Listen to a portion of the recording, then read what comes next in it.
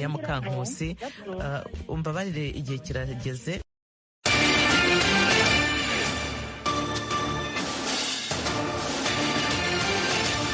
Iyi mwumva ni radiyo Ijwi ry'Amerika.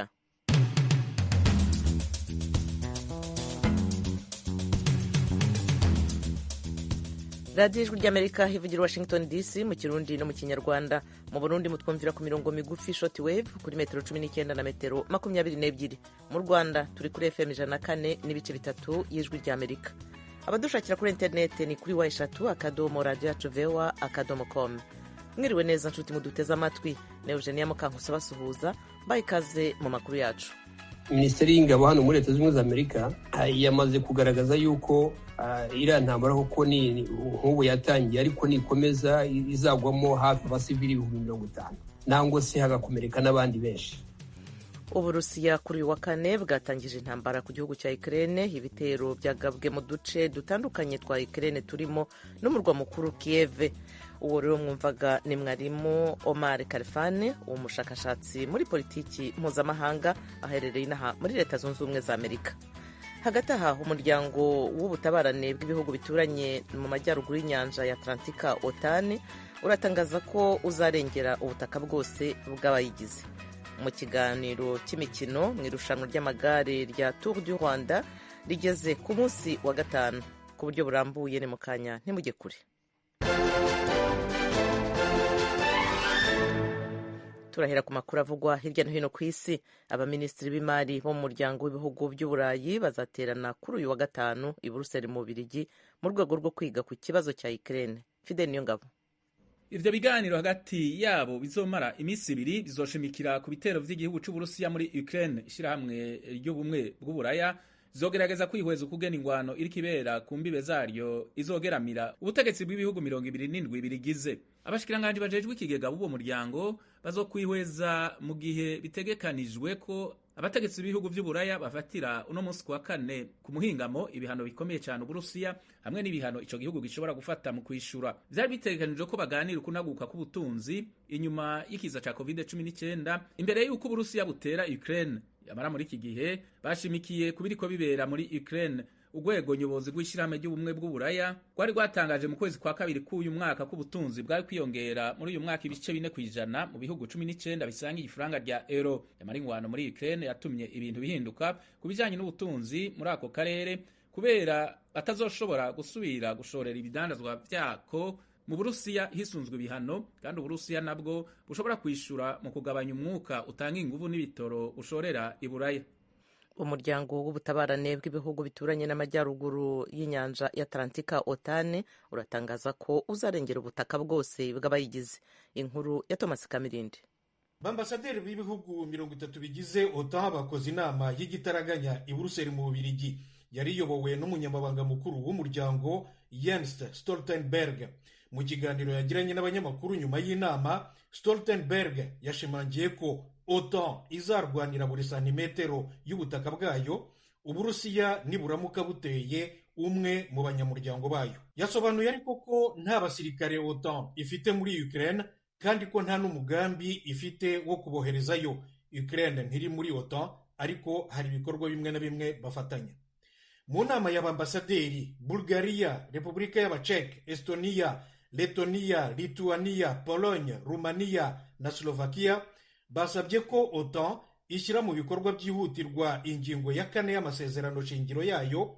Iyi ngingo ivuga ko umwe mu bagize umuryango aramutse yumvise gusa ko ikindi gihugu gishobora kumutera cyangwa kumuhungabanyiriza umutekano, ubusugire n'ubwigenge, OTAN igomba guhita ikora ibiganiro byihutirwa kugira ngo ifate ingamba zo kumurengera. Naho ingingo ya 5 ivuga ko iyo umwe atewe bose baba batewe, bityo rero bagomba kumurwanirira. Nyuma y'inama y'abambasaderi, abakuru b'ibihugu bigize OTAN nabo bazakora inama yihutirwa ejo kuwa 5 ku ikoranabuhanga. Kubijyanye n'amakuru y'ubutabazi, ishami ry'umuryango w'abibumbye ryita ku biribwa PAM riratangaza ko abanyayemeni 13 bugarijwe n'inzara. Inkuru nayo mugezwaho na Fidel Niyongabo. Umuyobozi mukuru w'ishirahamwe PAM David Beasley atangaza ko vyatewe n'ingwano itarangira muri Yemen no kuba ata amafaranga hari agenewe gufasha abanyagihugu. Mu kiganiro yahaye itorokanizo ry'amakuru ryo muri Amerika Associated Press ku munsi wa gatatu, David Beasley yatangaje ko ibintu bimeze nabi cyane muri Yemen mu gihe abanyagihugu barenga ibice 40% basanzwe bazera ku mfashanyo z'ibifungurwa zitanzwe n'ishirahamwe PAM. Amenyesha ko bariko bagaburira muri iki gihe abantu miliyoni 13 ku bantu miliyoni 30 bari mu gihugu. Atangaza ko amafaranga ariko arabaherana. Abantu batari bake ku isi barageramiwe n'inzara mu bice bitandukanye byo ku isi kuva ikiza ca COVID-19 cadutse. Muri iki gihe abantu miliyoni 285 ku isi barageramiwe n'inzara, bikaba bitorohera ishirahamwe PAM kuronsa abanyayemen ivyo bakeneye. Beasley avuga ko ishirahamwe PAM ayoboye ryategerezwe kugabanyamwo kubiri ibifungurwa ryaha abanyayemen miliyoni 8 bivuye ku kubura kw'amafaranga. Kubw'ishirahamwe PAM abantu bagera ku miliyoni 811 ku isi ntibafise ibifungurwa bihagije. Abagera ku miliyoni 45 mu bihugu 43 bashobora kugeramirwa n'ikigoyi. Umuyobozi mukuru w'ishirahamwe PAM David Beasley avuga ko iryo shirahamwe rikeneye ayandi mafaranga agera ku miliyaridi 6 z'amadolari kugira rishobore gufasha ibitigiri bitera vyongera vy'abakeneye imfashanyo y'ibifungurwa ku isi. Ayo rero ari rimwe mu makuru avugwa hirya no hino ku isi. Barakoze bagenzi bacu Fide Niyongabo na Thomas Kamirindi batugejejeho. Ni kuri radio yanyu Ijwi ry'Amerika i Washington DC mu Kirundi no mu Kinyarwanda. Mwakurikira kandi ibiganiro byacu ku rubuga rwa internet kuri wa3.radio@voa.com.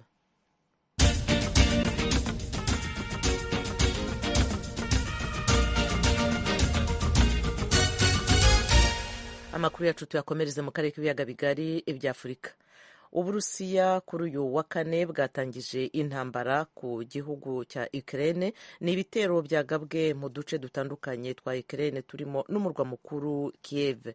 Ibihugu n'imiryango mpuzamahanga ikomeje kwamagana ibyo bitero. Fidel Niyongabo adufitiye inkuru irambuye, nyuma niho tuza kujya mu karere k'ibiyaga bigari bya Afurika. Ivyo bitero vyakozwe mu bisagara bitari bike birimwo umugwa mukuru Kiev n'ibibanza vya gisirikare hakoreshejwe indege z'ingwano na vya muzinga. Muri ico gihe abasivile bariko barahunga bakoresheje amatereni n'imodoka. Abasirikare b'Uburusiya bavuga ko basambuye ubuhinga bwose bwo kwivuna umwansi bw'igihugu ca Ukraine mu kiringo c'amasaha makeyi. Yamara ivyatangajwe n'Uburusiya ntivyashoboye kwemezwa buno nyene. Leta ya Ukraine yatangaje ko ibimodoka vya blende vy'Uburusiya n'inteko z'ico gihugu binjiye ku butaka bwa Ukraine mu vy'ivuga ko ari ingwano nyakuri yatanguye. Mu gutangaza ibikorwa vya gisirikare bikomeye, nta gaciro perezida w'Uburusiya Vladimir Putin yahaye amakungu amwiyamiriza hamwe n'ibihano bishasha yamufatiye. Yagabishije igihugu cari cyo cyose cyo mu makungu kizogerageza kwivanga mu vyo igihugu ciwe kiriko kirakora ko kizoshikirwa n'inkurikizi kitari bwigere kibona. Abategetsi ba Ukraine batangaje ko Uburusiya bwateye igihugu cabo buturutse mu buseruko, mu buraruko no mu bumanuko. Batangaza ko abasirikare barenga 40 bishwe mu gihe abandi batari bake bakomeretse.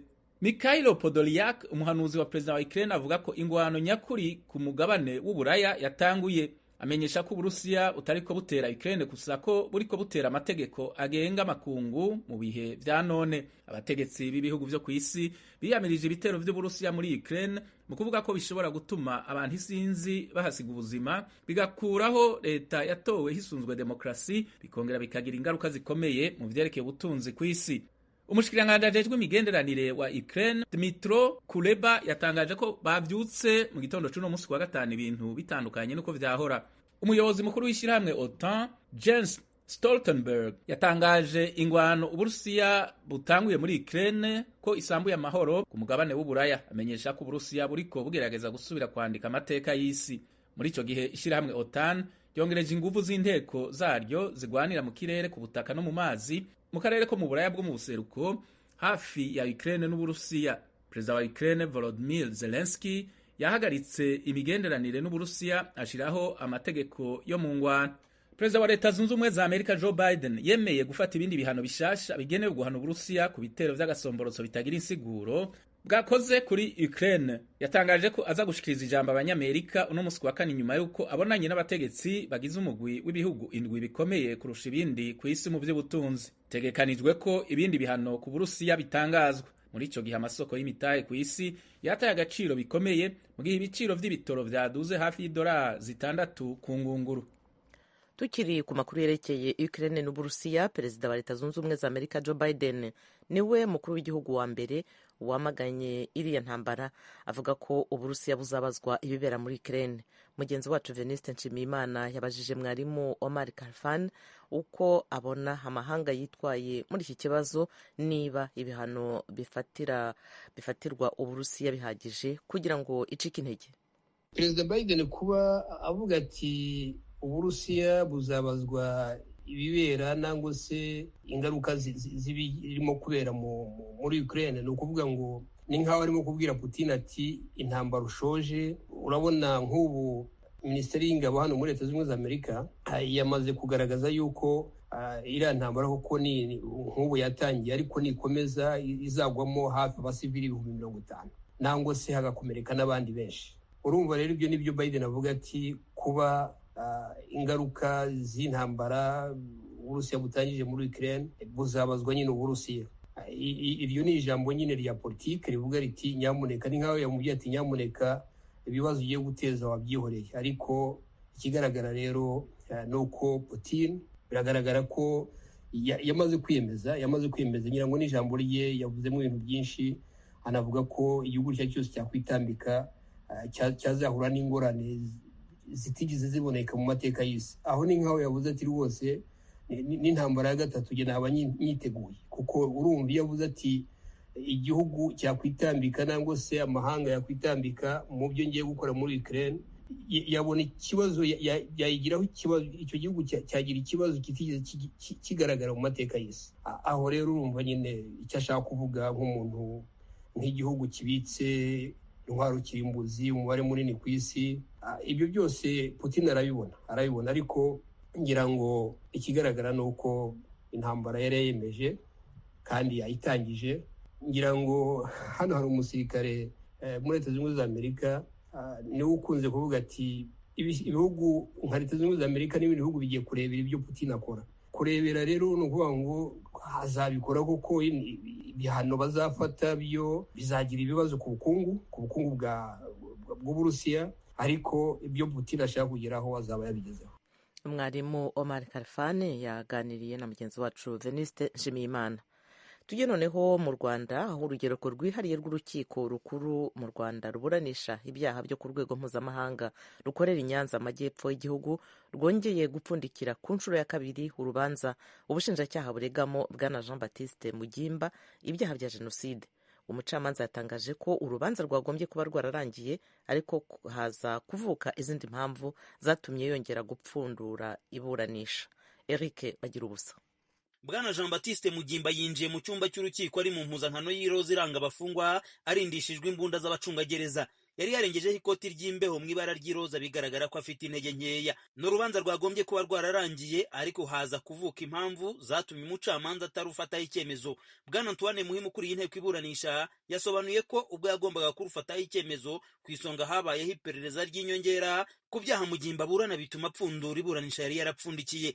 Indi mpamvu umucamanza yasobanuye ishingiye ku mucamanza Madamu Beatrice Mukamurenzi wari mu nteko iburanisha wahawe izindi nshingano akajya mu rukiko rw'ubujurire. Umucamanza ukuriye inteko iburanisha agasobanura ko amategeko ateganya ko iyo mu nteko y'abacamanza hajemo umucamanza mushya habaho gupfundura iburanisha. Bwana Muhima yavuze ko binafata igihe umucamanza mushya akabanza kumenya dosiye y'urubanza rwose, na cyane ku rubanza runini. Hari kandi umwe mu bacamanza wari umaze iminsi yararwaye. Urukiko rwasobanuye ko iyo havutse uburwayi nta kindi rwabikoraho kuko ibibazo by'ubuzima bidateguza. Nyuma yo gusobanura izo mpamvu zose, hakurikiyeho gusomera umucamanza mushya raporo y'urubanza ibumbatiye ingingo buri muburanyi yatanze kuva urubanza rwatangira kuburanishwa mu mizi. Ababuranyi bombi bemeranijwe kuri iyi raporo, ntihagira byinshi bayirenzaho. Ubushinjacyaha bukurikiranyeho bwana Mugimba ibikorwa byo gukora intonde z'abatutsi bagombaga kwicwa mu mwaka w'1994. Bumurega kandi ibikorwa byo gutoza abari urubyiruko rw'ishyaka CDR no kugira uruhare mu gushinga radio ya RTRM, buvuga ko yabibaga urwango. Bunamurega uruhare mu ishyirwaho ry'amabariyeri yo mu cyahoze ari segiteri Rwezamenyo mu mujyi wa Kigali, n'inama buvuga ko yabereyewe ku itariki ya 8 z'ukwezi kwa 1994. Itariki ahakana akavuga ko icyo gihe yari ari hanze ya Kigali. ku batangabuhamya b'ubushinjacyaha bashinja barimo n'abarindiwe umutekano. Mugimba n'abamwunganira mu mategeko barimo Gatera Gashabana bavuga ko bagiye bivuguruza ubundi bakavuguruzanya, bagasaba ko ubuhamya bwabo urukiko rwazabutesha agaciro igihe ruzaba rwiherereye ruca urubanza. Ubushinjacyaha nabwo busaba ko abatangabuhamya bashinjura Mugimba ubuhamya bwabo bwazateshwa agaciro. Busobanura ko abatangabuhamya bashinjura uregwa nta bumenyi bafite ku byaha bumurega. Bwana Jean Baptiste Mugimba w'imyaka 65 y'amavuko ni umunyarwanda wafatiwe mu gihugu cy'Ubuholandi mu mwaka w'2016. Ubushinjacyaha bumurega ibyaha bibiri: gucura umugambi wo gukora jenoside no kuba icyitso ku cyaha cyo gukora jenoside. Ibyaha byose Mugimba arabihakana, avuga ko hari abigaruriye imitungo ye yamaze itimukanwa babimwegetseho bamurega mu nkiko gacaca bamubeshyera. Ikindi avuga ni uko ubushinjacyaha bwamureze bushingiye kuwo yari we mu gihe cya jenoside na mbere yaho. Yahoze ari umunyamabanga mukuru w'ishyaka CDR icyarimwe n'umukozi wa banki nkuru y'igihugu BNR. Niba nta cyongeye guhinduka, umucamanza yatangaje ko azafata icyemezo ku itariki ya 17 z'ukwezi gutaha saa 5 z'amanywa. Bagira ubusa ijwi rya Amerika, Nyanza mu majyepfo y'u Rwanda.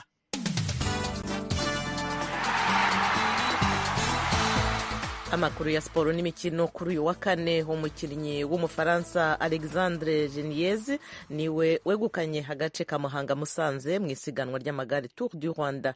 Ni nawe wari watsinze agace k'umusogongero ku cyumweru. Umunyamakuru wacu w'imikino Jean Claude Munyandinda adufitiye inkuru irambuye. Kuri uyu wa kane hari hatahiwe agace ka gatanu k'iri siganwa mpuzamahanga rizenguruka igihugu. Ni agace ka Muhanga Musanze kareshyaga ari ibirometero 124 na metero 700. Kuri gahunda yari isanzweho, abakinnyi bagombaga kunyura mu Ngororero berekeza ku Kabaya bagatungukira ku Mukamira, ariko byabaye ngombwa ko inzira zihindura ibyerekezo kubera ko agace k'uburengerazuba muri iyi minsi kibasiwe n'imvura y'urushyana ituma imihanda itaba nyabagendwa. Abasiganwa bavuye Muhanga bajya Musanze banyuze ku giti cy'inyoni. Abakinnyi b'amakipe yose uko ari 18 bari bafite inyota yo kwigaragaza, by'umwihariko abasore b'abanyarwanda batangiranye morali yo ku rwego rwo hejuru, cyane cyane ko bagombaga gusoreza mu bwatsi bwabo, ni ukuvuga i Musanze aho basanzwe bakambika iyo barimo kwitegura Tour du Rwanda. Byatangiye guca amarenga ko agace k'uyu munsi kari bwerekeze mu bakinnyi b'abafaransa, ubwo Alexandre Geniez ukinira Direct Energie na Pierre Roland wa B&B Hotels batereraga umusozi wa Buranga beretse abandi gihandure, ku buryo bari bamaze gushyiramo ikinyuranyo cy'iminota 2 n'amasegonda 48 hagati yabo n'abari babakurikiye, barimo umunyarwanda witwa Uwiduhaye ukinira ikipe ya Benediction mu karere ka Rubavu. Abo bafaransa bakomeje umurego bazamuka kuri Mukungwa bakiri mbiri. Ku murongo usoza, Alexandre Geniez yerekanye ko ari indahangarwa mu kuvuguta bimwe bita sprint, yegukana etape ya Muhanga Musanze akoresheje amasaha 3 iminota 12 n'amasegonda 18. Uwamukurikiye ariwe Pierre Roland yahageze nyuma y'amasegonda 3. Umwanya wa gatatu watwaye n'umunyarwanda Eric Manizabayo bakunze kwita Karadiyo ukinira ikipe ya Benediction mu karere ka Rubavu, warushijwe n'uwa mbere amasegonda 19. Alexandre Geniez wegukanye intera ya gatanu ni nawe wari warabaye wa mbere mu gace k'umusogongero cyangwa prologue ku cyumweru. Ku giteranyo rusange classement general, uwambaye umupira w'umuhondo ni umunya-Espagne Angel Ruiz Madrazo mu ikipe ya Burgos BH yo muri Espagne, ukurikiwe n'umunya-Eritrea Nathanael Tesfazion ukinira Androni Giocatori yo mu Butaliyani. Bombi bakaba bamaze gukoresha ibihe bingana. Umunyarwanda uri hafi ni Eric Muhoza wa timu Rwanda uza ku mwanya wa 8 arushwa n'uwa mbere umunota 1 n'amasegonda 36. Bamwe mu bantu basesengura umukino w'amagare barasanga bizagorana ko hari umukinnyi w'umunyarwanda wakwegukana nibura agace kamwe k'iri siganwa ry'uyu mwaka. Uyu ni Jean Sauveur Ntiyamira, umuhuzabikorwa w'abakemurampaka muri Tour du Rwanda. Biragoye ku bwanjye, mbona turagenda twegereza etape zizajya zirangira mu misozi. Aho barangira mu misozi burya ni wabagoye cyane, buri umuntu ashaka kugukanda nko mu kilometero 1 cyangwa 2. Tuvuge nka Norvège, mushaka kuba muri kuri Ruriba umuntu akagutanga hejuru iminota 3. Bishatse kuvuga yuko naho biragoranye, ariko kupa umunyarwanda nkurikije zino etape zirangiye ntabwo peloto yemera ko bayisiga umwanya munini. Bishatse kuvuga rero biragoye ko umunyarwanda yatwara etape muri Tour du Rwanda 2022. Kuri uyu wa gatanu harakinwa intera ya Musanze Kigali ireshya n'ibirometero 152. Yari Claude Munyandinda i Kigali. Jean Claude Munyandinda urakoze. Ni radio Ijwi ry'Amerika ivugira Washington DC mu Kirundi no mu Kinyarwanda. Bibutse ko mushobora no gukurikira ibiganiro byacu ku rubuga rwa internet kuri wa3.radio.voa.com. Mwadusanga no kuri Facebook na YouTube VOA Radio Yacu. Ibiganiro byacu tubikomereze ku makuru ajyanye n'ubuzima, ariko twibanda ku bijyanye n'indoto ndetse no kurota. Mugenzi wacu Diane Ninahazwe yabiganiriyeho na Pierre Claver Njejimana, umuhanga mu bumenyi nyamuntu n'imibanire y'abantu. Akorera mu kigo cyita ku bantu bafite uburwayi bwo mu mutwe i Bujumbura mu Burundi. indoto ni ivyiyumviro biza mu muntu ubwoko bwiwe buruhutse nubwo asinziriye, hanyuma ivyo vyiyumviro biza cyane cyane bivuga ku buzima bwiwe cyangwa bivuga ku babanyi cyangwa bivuga novuga imigambi amaproje umuntu yirirwamwo, hanyuma bikagaruka kuko abahinga bavuga yuko abantu bose iyo basinziriye, iyo usinziriye mu bisanzwe bajya uba uriko urarota, ko umuntu asinziriye uwo ari we wese aba ariko ararota. Iyo itiro rero novuga atari itiro ryinshi, ni hamwe ibyo wose wahereje ko kurota usanga mu gitondo uvyibuka, ugasanga urashobora kubwira umuntu uti mpeje kurota ibi n'ibi n'ibi. Ariko iyo umuntu asinziriye cyane rwose, bimwe bita mu gifaransa un sommeil profond, urarota hanyuma ntuheza ngo wibuke ibyo warose. Ariko mu bisanzwe umuntu uwo ari we wese akomeye afite ubuzima asinziriye aba ariko ararota. Yego. Ni uvuga ko ubwonko burabandanya bukora iyo umuntu asinziriye rero? Neza cyane, mu bisanzwe iyo umuntu asinziriye ubwonko bwiwe bubandanya bukora neza cyane, burakora kimwe gusa kubera itiro riba ryamutwaye ntashobora kuvuga ati ibyo ndiko ndakora ni ibi, ariko ubwonko buba butembera kuko ubwonko buhagaze umuntu yaba yapfuye. Hanyuma umuntu akarota indoto izahe? Indoto ziri ubwoko bungahe? Indoto zose ni zimwe? Umuntu yozica mu migwi itandukanye cyane? Novuga indoto mu bisanzwe nuvuga ko dufite ubwoko bubiri. Hariho indoto umuntu nabira bibabwira ashobora kurota ibintu bavuga byamubaye ko cyangwa yaciyemwo, hakaba n'izindi ndoto bita amafantasme, bavuga ibintu imaginaire umuntu yiyumvira cyane bica mu mutwe, novuga bigaca mu mutwe mbere utariko urirana konte yuko byaciye mu mutwe, ariko ugasanga biragarutse cyane cyane iyo usinziriye. Urumva rero umutwe umeze nk'ishyamba mu bisanzwe, wakira byose, hanyuma iyo usinziriye rero niko ndibabwira nti bya bintu wama ucamwo, bya bintu wama wiyumvira, bya bintu wabonye, bya bintu bigutera n'ubwoba mbere, ugasanga biragarutse. Yego, hanyuma muri make novuga nti hariho indoto novuga umuntu aza kwibuka yuko yariko arabirota, nabibabwiye bivana n'itiro ingene biba ringana, n'igihe rero iryo tiro riba ari ryinshi cyane, ugasanga umuntu ntashobora kwibuka ivyo yarose, hamwe bivuga mu gitondo rwose naraye ndyamye neza, ata nkomanzi zirimwo mu ntuze mu gatiro kanje, kubera ko uba wasinzira agatiro kamwe kameze neza, gatuma uruhuka neza, bya vyiyumviro ibigaruke à la surface, ivyo ndabivuga mu gifaransa.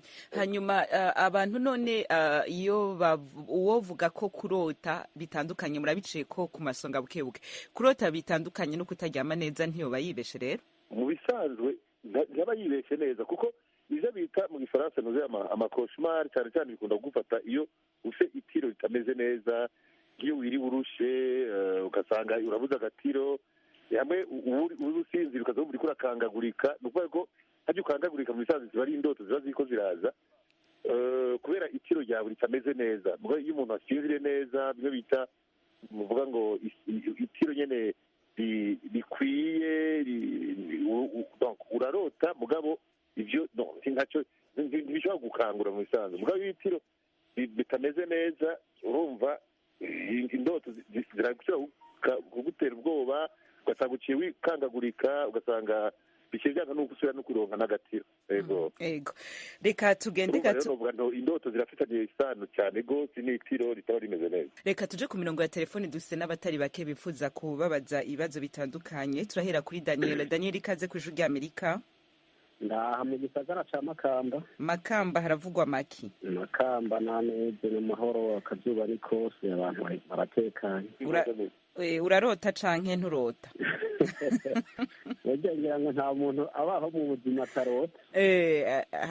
Hariho abahora bavuga ngo je hariho nko ndiko ndategura ikiganiro, hari uwambariye ngo niyo yarose ntabyibuka ivyo yaba yarose, ngo aribuka ko yarose mbwa bikanga ko avyibuka. Araza kudusigurira Pierre Claver igituma bamwe batibuka ivyo barose, nubwo yavuze ati hariho ababa basinziriye cane n'abataba basinziriye cane.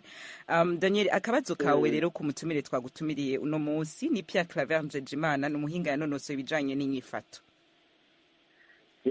bifite akabazo bihora bishika umuntu akarota ajyana akarota mbere akarota ibintu biteye ubwoba haza nk'ikintu dufata nk'ikintu cy'igikoko kiza kumugirira nabi kumurya agakoma induru cyane rwose ku buryo umuntu ashobora no ugomba kwikangura bikanka cyangwa gukoma induru wewe agakoma induru mugabo abo muri iyo nzu bakabyumva mugabo wewe bwiwe ntaze kumva ko yakoma induru sinzi rero nagomba kubaza biva kuki cyane biba bifitanye isano riki hajya umuntu arota ibintu abirose bikazoshika bikaba byo icyo nicyo kibazo nagomba kubaza mu bisanzwe. Urakoze, reka duhe akanya Pierre Claver Ndejimana akwishure. Pierre Claver, umwanya ni gwanyu mwishure Daniel ari Makamba. Ego murakoze cyane. En fait kuri Daniel ari Makamba nashaka ndamubwire yuko mu bisanzwe kuko nari ndabivuga ubwa kare indoto nk'uko abivuze nawe nyene nta muntu n'umwe abaho akiri muzima atarota, twese turarota mugabo nk'uko nabivuze bwa kare gitangura indoto ntizimeze cyo kimwe kuko bivana n'ingene umuntu aba yatoye itiro rimeze neza cyangwa ritameze neza hanyuma akarota hama cyane cyane rero ngerageje kwishyura Daniel Makamba ni ukuvuga ngo umuntu ashobora kurota ibintu bijyanye n'ubuzima bwa minsi yose yabayemwo cyane cyane urabona hari nk'umuntu nka muri kino gihugu cyacu cyakemwo ibihe bitoroshe by'intambara ugasanga umuntu ariko ararota ariko arahunga cyangwa ariko arirukanga ahunga abantu baje kumugirira nabi cyane ukabona ariko ararota abona ibikoko bije kumugirira nabi bije kumwica bivanye novuga na culture ndende culture no ivuga mu Kirundi biragoye umuntu bisanzwe arota dans la culture novuga mu bijyanye n'imibereho y'igihugu arimwo ya sosiyete yavukiyemwo hanyuma rero bivanye n'ibihe umuntu yagiye aracamwo ugasanga indoto zikura kuronka amateme novuga ajyanye n'ubuzima bwa minsi yose umuntu yagiye aracamo arabagize ati mbega byoba biva kuki ivyo niko ndagerageza kumusigurira yuko umuntu aza kurota bivanye n'aho abaye n'iburyo abayemwo n'ivyo abayemwo ugasanga kenshi na kenshi ivyo bikunda kuza bigarukagaruka. Ego sinzi ko nagerageje kumwishyura niba namukurikiranye neza. Nibaza ko agatomora neza ikibazo cyiwe byamaze kugenda ariko uko mubisiguye je ndumva bitahuritse cyane. Turafise hanyuma rero ga Pierre Claver tugarutse kuri ibi vy'indoto Aimable yarabivuze atari habarota bakarota bavuga abandi bakarota bahoze kuki bamwe barota bavuga abandi bakarota bavuga ico hari ico kiza cerekana ku kami ka muntu. Ego kenshi na kenshi iyo umuntu hari abarota bavuga n'ivyo barota bavuga bajya barota bavuga niko ndabibabwira ni ukuvuga ngo bafise un sommeil iri superficiel ni ukuvuga ngo kenshi na kenshi uri kurarazirana mu kurazirana naho urazirana iyo ufise itiro ritameze neza ritari ryinshi so iyo mu isazi itiro ari ryinshi urarota mbwo ntishobora gusohoka mu kanwa ngo bivuge mugabo iyo itiro ari rikeyi ari ndavuga itiro rirakwiye neza urarota mbere ukavuga hari n'abahaguruka baganatambuka no agatambuka asinziriye kagenda nko muri saro agenda nko gutora ikirwera itiro ryo riba vraiment ritameze neza atari ryinshi bajya barota bakavuga itiro ryabo riba ritameze riba ari itiro rikeya avete riba ari itiro ryinshi gose. Yego Innocent tugusabe ugume ku murongo wa telefone turazi ko uri ku murongo uca kwakira ariko tujaniranye kano kabazo kuri abo muvuze ugasanga umuntu araryamye aravyutse ariko ararota aragiye muri frigo aragiye hari aratoye ikintu kera tukiri bato barabivuga ati ubonye nk'umuntu avyutse akarota ariko aragenda kirazira kumukora ko ashobora guca umukanze agacagwa agapfa ivyo nivyo canke baba bafatira ku makuru atari yoga professor. Bon mu bisanzwe nivyo iyo umuntu ubona agize nzeye amatamative nkajya kirazira kumukora ko bifaso brutal urumva kumwegera buke ukamukurikirana kugira ngo aheze ntuzeye destination yiwe hanyuma amaze gushika ahantu hatekanye ugasubira ukamukora ko buke buke mugabo ntukimubiritaza mu byure cyangwa mukubite kuko arashobora kugira ingorane nk'uko babivuze neza. Icyo kiganiro nicyo kitugejeje ku musozo. Mwakoze gukurikira ibiganiro by'Ijwi ry'Amerika, naho mu mwanya 1:30 kuri uyu mugoroba.